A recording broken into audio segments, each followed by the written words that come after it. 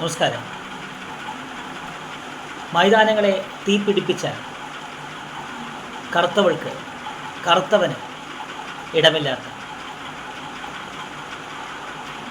യുക്തിയിൽ വിശ്വാസത്തിന് സ്ഥാനമില്ലെന്ന് കരുതുക എന്ന നീ കരുതിയ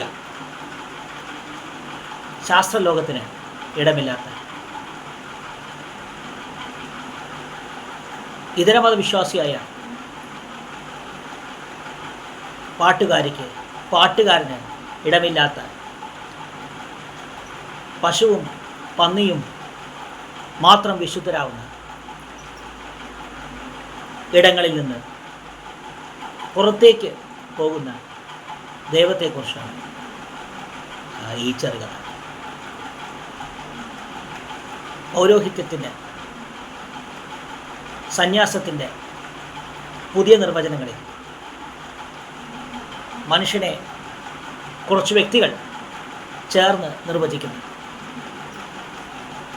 സകല ചരാചരങ്ങളിലും യേശുവിനെ ദർശിക്കുന്ന സംസ്കാരത്തിൽ കുറച്ച് മൃഗങ്ങൾക്ക്, കുറച്ച് സസ്യങ്ങൾക്ക് പവിത്ര നൽകുന്ന ഒരു ഘട്ടത്തിൽ ദൈവം ക്ഷേത്രം വിട്ട് പുറത്തിറങ്ങി. ഈ കഥയുടെ ലിങ്ക് ഈ വീഡിയോയുടെ കൂടെ ചേർത്തിട്ടുണ്ട്. നിങ്ങൾക്കത് യൂട്യൂബിൽ ഈ വീഡിയോ നിങ്ങൾ ഓപ്പൺ ചെയ്താൽ ആ വീഡിയോയുടെ താഴെ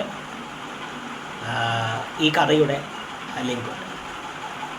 താങ്ക് യു.